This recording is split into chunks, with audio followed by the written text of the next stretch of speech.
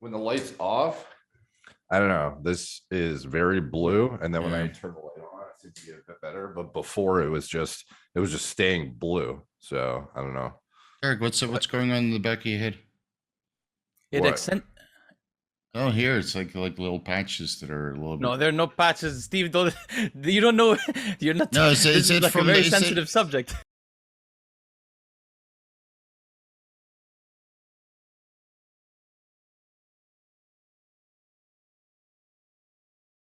So, How does Derek have the best lighting and you also have the best lighting? I'm the only one who looks ridiculous. So I don't know if you remember, by the way, is this audio, is it coming through here and it's good? yeah. Okay, sweet. Okay, so for me, I got this Brio 4K webcam. So I used to have, this is the one I was using before. It's the Logitech C930. I guess I should press record.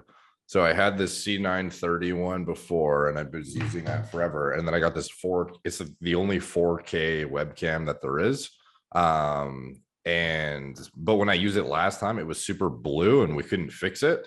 I don't know if you remember that. And I kept asking and I just didn't know how to fix it. And then today, for some reason, it's just showing seems to be good color right now. I don't know. It's a little blue, maybe. Like when the light's off, I don't know. This is very blue. And then when I turn the light on, it seems to get a bit better. But before it was just staying blue. So I don't know. Eric, what's going on in the back of your head? It accent. Oh, here it's like little patches that are a little bit. No, there are no patches, Steve. Don't you don't know? You're not. No, this is like a very sensitive subject. No. But it said from the CPAP machine. You know that you're Derek's paranoia goes crazy immediately. He's like, "I'm coming back. I'm gonna go to the bathroom." Check out No, it's like in the back. It's like flat in certain areas. Is that from the CPAP? Well, this might be light. It might be lighting, but yeah, I do wear a CPAP mask around. So I usually have like an indent on the back of my head. Just like where the strap goes around. It's funny because I was I don't know if you guys saw Mogcast, the podcast with James and Sue. That was a great one. No, I appreciate it. Yeah, so that one, they were taking some random vlog footage and stuff while I was there. And I literally just got up before I went there, and they were taking a picture or a video of me working while I was at their desk, and you could see my CPAP indent of my strap. And there were some people in the comment section that were like, Derek got a hair transplant without telling everyone. And it was like this big conspiracy, not a big conspiracy, but it was funny because I would see where people would think that too. Because if you get a strip cut out for a FUT, I believe, not FUE, FUT, you would see a scar on the back of somebody's head where a strip was cut out. But yeah, it's kind of annoying though, because it makes it so that if your hair is not really short on the sides and the back, then you have a permanent just groove wrapped around your head essentially. Well, it's not as bad as those gamers, that wear a headset like Yoba 24/7, and then they take it off and there's a hole over there. Yeah. But Derek, have you noticed that when some people, thankfully people don't do that line anymore, but the people who did do the line and then lost their hair, it's like a hectic situation because then they have to shave. But they have that. I feel bad for them. My boss used to have that. I've been honestly thinking about shaving my head again, but my cycle is coming to an end, so it wouldn't look appropriate to have no muscle or less muscle in a shaved head. So I'll just keep at this point, when you do cycles, how much do you gain? At what rate? Because you're like a hybrid entrepreneur / bodybuilder when you do these blasts now. So when you blast, is it a blast? 600 milligrams? Is that a blast? Okay. Well, I don't know what you're doing exactly right now, but I mean, the last blast you did, for example, I don't remember when that was, but how many pounds of actual new tissue are you shooting for when you're at your level doing it now? I don't expect to gain much because I only blast in a caloric deficit. So I ramp up my dosages as the calories are coming down, and then usually I end up around 100 kilos, 102 kilos pretty lean. Right, that's dialed in, peaked, and to some water manipulation. So I usually hover around 110, 105 kilos. So that's what, 230, 240 pounds. And then by the time I'm dialed in, I'm 225. Right, not dialed in bodybuilding competition shape, but maybe 6 to 8% body fat. And of course, from that point on, you notice a severe cognitive decline. So I usually don't Yeah. push any further because I do have things to manage. And right, bodybuilding is just a hobby, not a source of income. So I mean, I gain a couple increments of strength, and how much actual muscle tissue that is, I'm not really sure. And then this previous cycle, right, doing, what was it, 200 something, 280 milligrams, and then bumping it up to 600 milligrams in total, I just restored what I had. I gained a little bit of size in my triceps and quads, and in particular areas that I've been trying to enhance. But that's about it. I'm solely relying on muscle memory. So that 118 kilos, 255 pounds that I used to be, that's long gone. I only got up to 225 this time, 100 kilos. So don't need speaking of much that, to maintain that. Yeah. speaking of that, guys, in one of our early episodes, we talked about how we were sort of maybe it wasn't an episode, maybe it was on the chat. We were sort of complaining to each other that after the gym, we have like a little bit of brain fog and we're less energetic, right?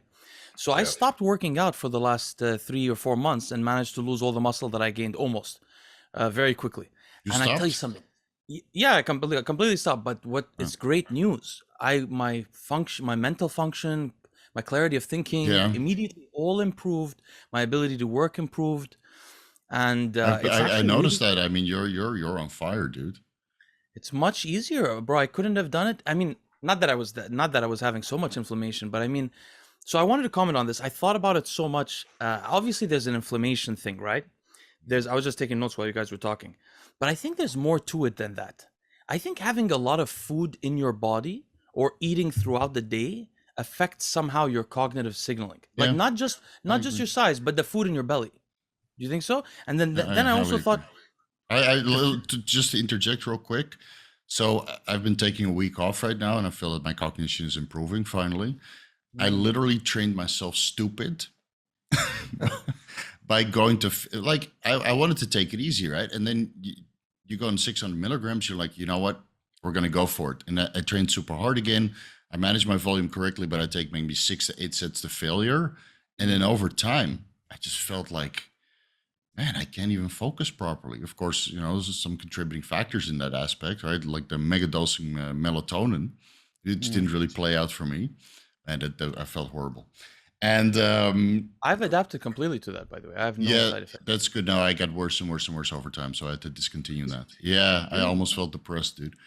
And Wow. several people mentioned the same thing. Yeah, it doesn't work for everybody. So Wow. I'm really at a very conflicted road myself right now because I love bodybuilding and training hard, but it doesn't pay the bills directly, maybe indirectly.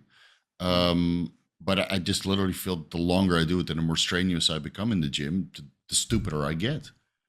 I And there's move my workout to late in the day as physically possible because I know that once I do it and then I eat that post-workout protein and carb dense meal, Mm. brain function is like 50%. Yeah. So yeah. that's what I do. I moved my workout to the end of the day, whereas before I would train in the morning, I'd get my workout in and then do client work, which now my work is completely shifted to a YouTube channel.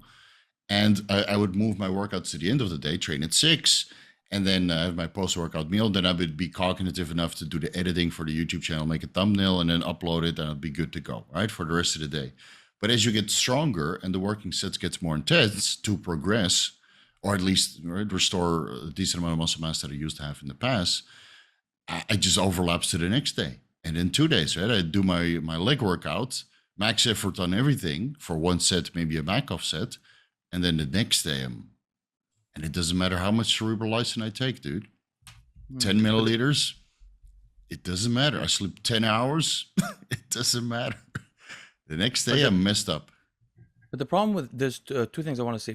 Just to complete what I was thinking earlier, one of the other things is physical size.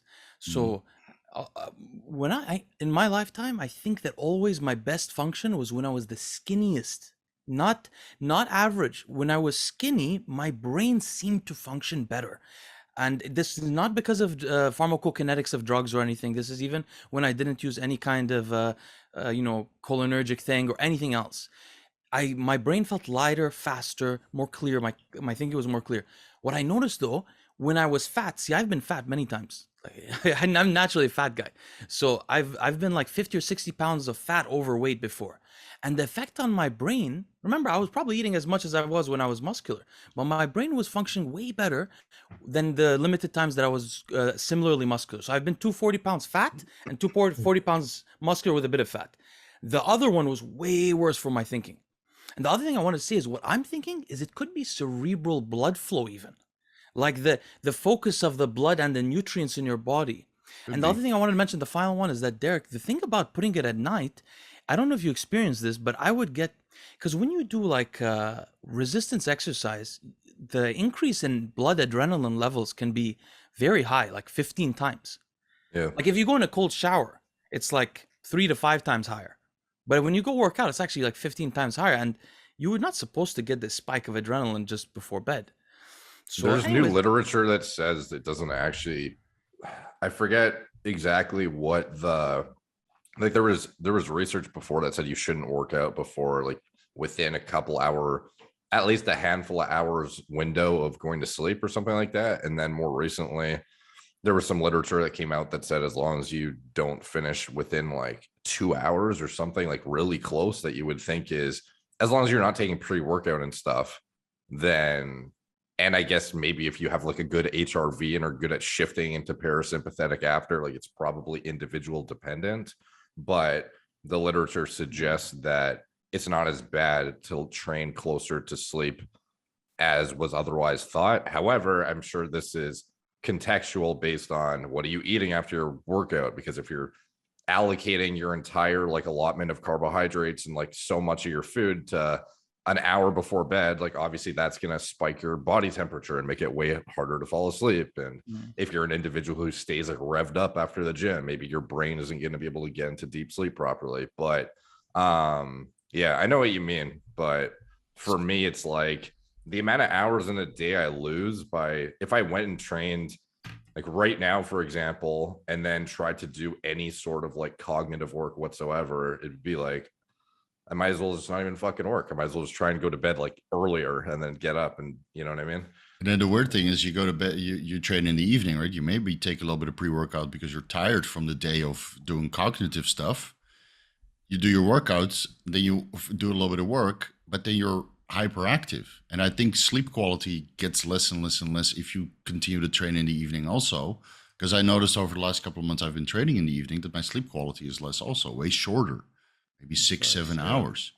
And the most cognitive I was is when I was doing that fasting mimicking diet for 6 weeks without training, 500 calories coming from vegetables and a little bit of supplements. I was able to do 2 videos a day. Easy. Yeah. That's the easy. Thing. It's a huge difference. It's So, huge. I mean, dude, I'm so conflicted right now because I love bodybuilding, but the YouTube channel is what fuels my business. Well, not just the business, but like your life and your brain is just limited. Like can I just give a funny example? Have you guys ever seen this comedian called Faison Love, something like that? He's like a really, oh, you guys don't know him, then it won't be that funny. But whenever I see his interviews, he's like he's a really big guy. It feels like in the middle of his sentence he forgets what he's saying, and he just sort of drifts off, and then he remembers it again. All his stand-up is like this. If anyone's listening, they know Faison. That's how I feel when I'm at all fat or muscular. I'm like, I actually forget stuff. Anyway, sorry to interrupt. I wonder if it's like nutrient. So like, you know, when you're fasting, how you're more mentally sharp, and presumably it's like a biological response to your body. Like we need nutrients. So like, I would think the smaller you are and the less like nutrient full your entire infrastructure is, the more like seeking behavior your brain kind of like, it knows you need to, you know, scavenge for things and like accumulate resources. And if you're like right on the precipice of being like prone to getting killed easily, or like prone to, if something happened, you don't have the resources to survive because you're not fat, you don't have a lot of muscle to eat into, there's not a lot to work with. Like I can just imagine your brain would shift into like, I don't, that's just speculation, but I would imagine anytime you deprive yourself of anything, your brain clearly shifts into a state of like over, you know, compensate, try to accumulate that in some exaggerated way. Like if you haven't had sex for like 2 weeks or something and you have, you know, high test, you're just like and you just want to like go fuck like crazy, versus if you have it like every day, it's not that case. So if you're like really fat and you have all these nutrients available, your body is not like that worried. It's kind of like we can chill out and hibernate, versus if you're like borderline super skinny, it's like go get fucking food, you're about to die, bro. So it keeps your brain sharper maybe. Wait, on that topic, I have to a little rebuttal about the sex every day, but you know, maybe yeah, that's what I want to ask about. What do you guys think that, like, I often get questions from, there's like a big movement called no fap or something like that. I'm older than that generation. I don't even know what fap is. I think it's mostly